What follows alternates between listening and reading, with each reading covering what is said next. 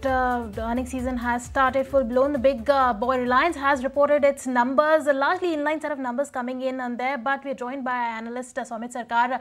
Somit, tell us, give us a screenshot of the numbers, the first cut of numbers that has come in for Reliance, largely in the inline set of numbers coming in for Reliance. Well, it's largely in line with what the street was expecting. If you look at the consolidated revenue for Reliance Industries, that has come in at close to 2,31,535 crore rupees, which is pretty much flat compared to what the company reported in the previous quarter. EBITDA has increased by just 1% to close to 39,000 crore rupees. Margins have come in at close to 16.9%, and net profit that has jumped nearly 9% on a sequential basis to close to 16,563 crore rupees. Now, the number is a beat when it comes to net profit number, but that is largely on the back of the fact that the other income for the company was higher nearly 22% on a sequential basis at close to 4,876 crore rupees. So this beat on the net profit front is largely on the back of other income. If you remove that, it's pretty much in line with what the street was expecting. Now, if you look at segment-wise performance, the O2C segment, that has reported a decline of around 5%, pretty much in line with what the street was expecting. The number EBITDA for O2C has come in at close to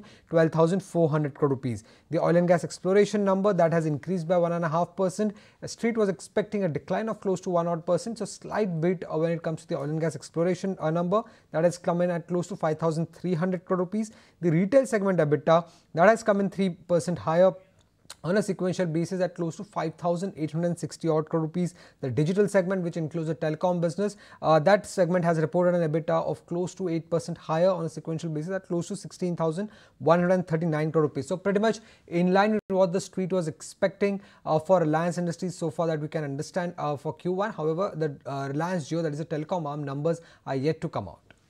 Right. Also, Somit, we're joined by Sushil Choksi now, who's the director of Indus Equity Advisors. Let's go across and patch him in then and get a view of, get a sense of how he sees these numbers. Hi, Sushil. Thank you so much for joining us. Reliance has come out with its numbers, largely inline set of numbers coming in there. Tell us, how do you read into the first cut of the numbers? Good evening. Thanks for having me in the show. It's, I think, in line with market expectation and what was being flashed in media for last 2-3 days.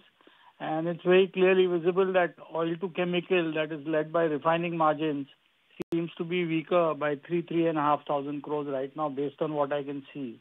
And rest of the divisions have done well, and they continue to do well.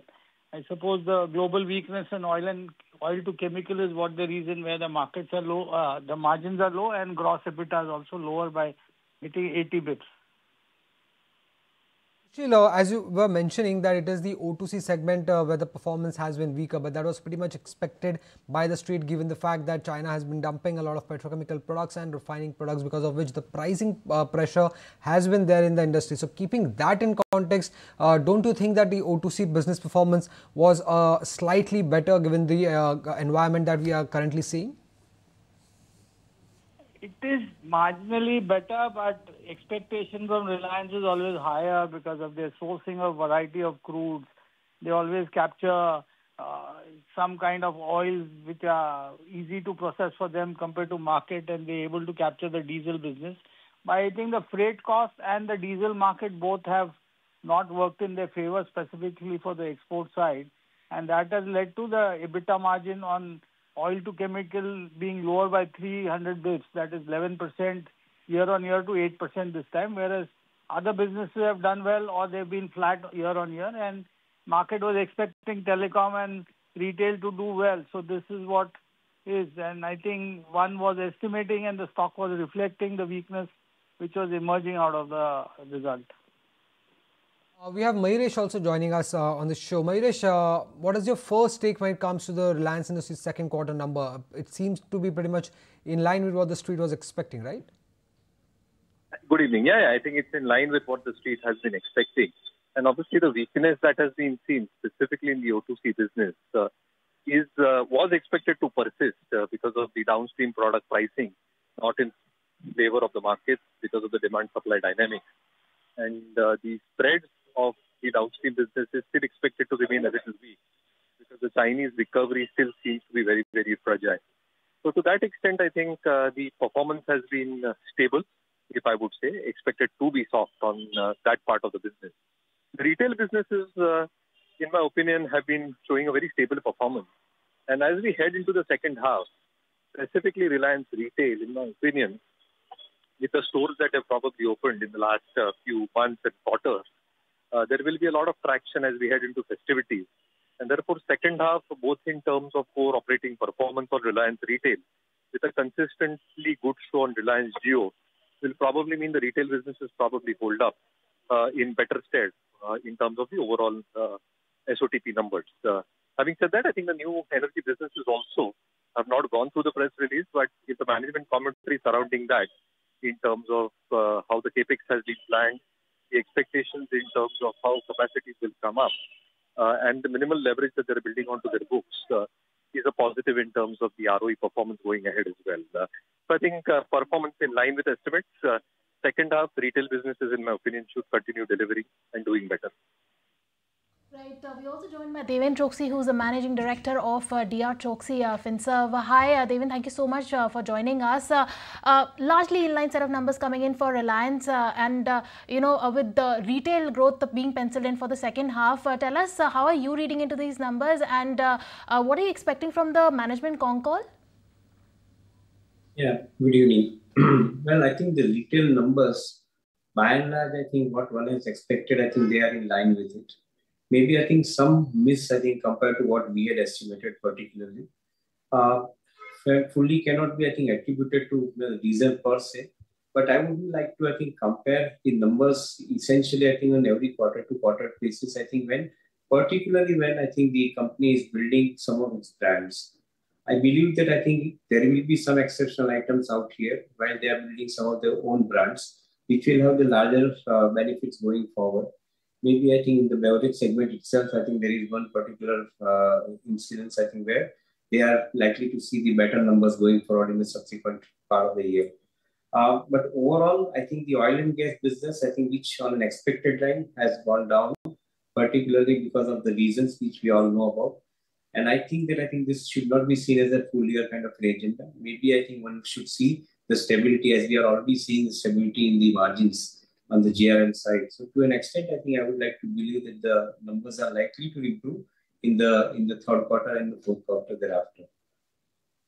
Sushil, coming back to you, for Reliance Jio, we still do not have all the details, but what we understand is that the ARPU has come in at around 195 rupees, but there's a big disappointment when it comes to the subscriber base. It has fallen by around 11 million on a sequential basis, and the number has come in at close to 478.8 million. So, but ARPUs are pretty much in line with what the street was expecting. So how do you expect the street would read on to Reliance Jio numbers, given the fact that the tariff hike has led to a bigger subscriber churn for Reliance Jio? If you recall, the month-on-month subscriber data is already out, and we knew the September and August numbers where the subscriber base had reduced specifically in month of August by a large number. And that was led by the change of tariff which Jio has emerged with. And based on what has happened, the ARPU moving to 195 from 181, if you look at year on year, the trend is visibly up, and the rival competitors, which is targeting 300 rupees of ARPU over a period of 1.5 or 2 years, if Reliance is trending towards with a base which is 35% of India's population, if you look at the number, I think the consumer PE on the stock will re-rate the stock over a period of time when Reliance Jio emerges as a separate company compared to Reliance Industry. I think the current numbers which we have seen, 1,900 crore of fall in the overall EBITDA level, is mainly led by oil to chemical, where rest of the business are stable. I won't say that telecom or retail has outperformed the expectation of the market, but I think work in progress has led to where we stand today, and the work in progress, the direction would stand stable towards betterment. I think the most rewarding and expected event is when we have listed companies where retail and Jio, where we can value it separately compared to oil and chemical, which has been the cash cow to build these businesses. And that is what people are eagerly awaiting. So it's a consolidation phase of Reliance, which is historically, if you see, every 2-3 years, it moves in a narrow band of 400 to 500 rupees. And that's what is emerging right now till we get a direction from the management on the listing of the two separate divisions. And maybe something new which is emerging out of the new energy business, which is led by solar polysilicon to module and hydrogen, which can be a game changer from a market PE and a perception basis. So I would stick to what you are saying on telecom. And I think let's wait and watch how the engagement, as Mukesh Ambani has stated, with the customer gets a better milestone where the numbers are concerned. And Mayuresh, what is your take when it comes to the Reliance Jio numbers? ARPUs have come in slightly ahead of what the street was expecting at 195, but the subscriber base decline is slightly high, or not slightly, very high compared to what the street was expecting at close to 478.8 million. How do you expect the street would read on to this, and how much of a ARPU tariff hike, ARPU hike in fact, are you expecting for the second half? So I think on an average, their estimate that comes through is around 200 rupees in terms of ARPU expectation. Obviously, the subscriber drop is a tad bit bigger than what the street had penciled in.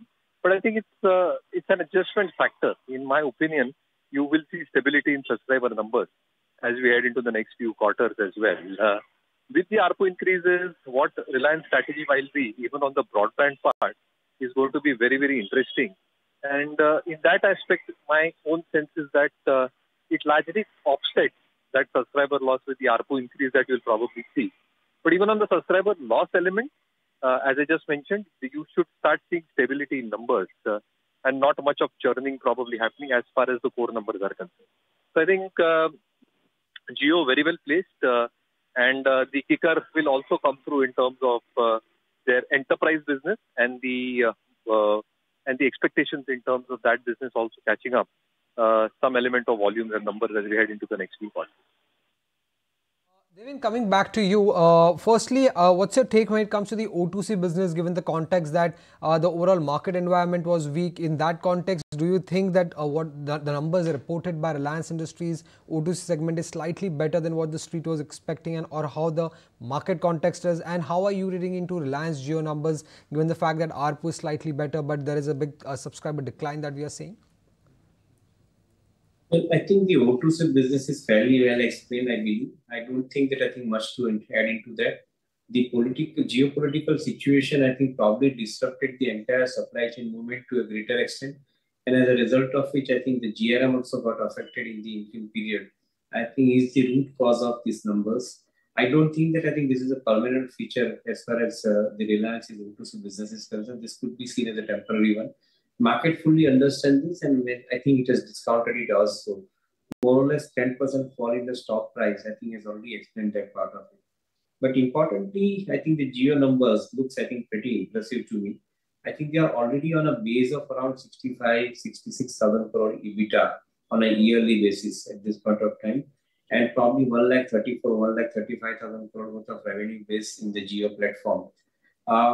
Some amount of subscriber loss, I think, is not something which one should be totally worried about, largely because of the fact that I think BSNL and Idea started offering the 4G services, started tapping some of the low end of the customers.